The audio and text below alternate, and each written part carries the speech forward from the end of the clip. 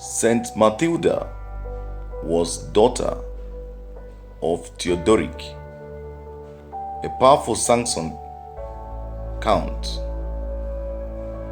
Her parents placed her very young in the monastery of Erfurt, of which her grandmother was then abbess.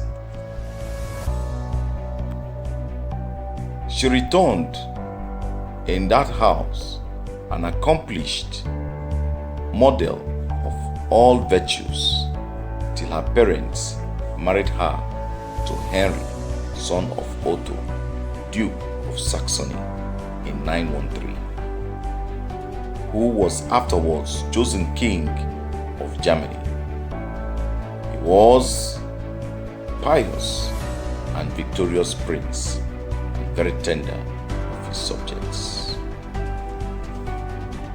Whilst by his arms, he checked the insolence of the Hungarians and Danes, and enlarged his dominions by adding to them Bavaria. Matilda gained domestic victories over her spiritual enemies, more worthy of a Christian and for greater in the eyes of heaven.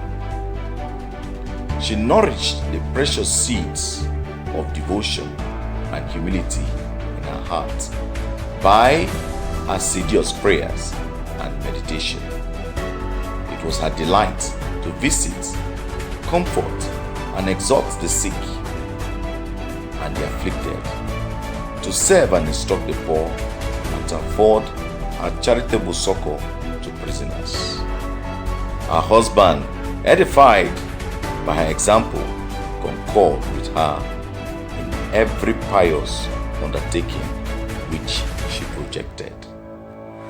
After 23 years of marriage, God was pleased to call the king to himself in 936. Matilda, during his sickness, went to the church to pour forth his soul in prayer for him at the foot of the altar.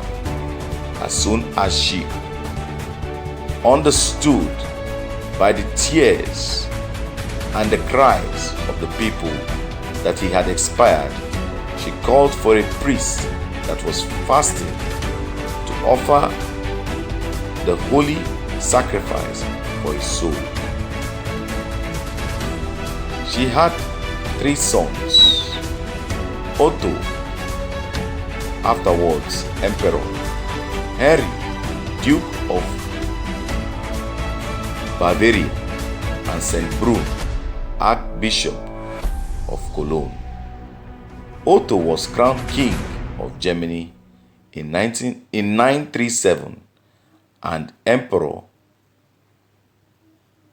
at Rome in 962. After his victories over the Bohemians and Lombards, the 2 oldest sons conspired to strip Matilda of her dowry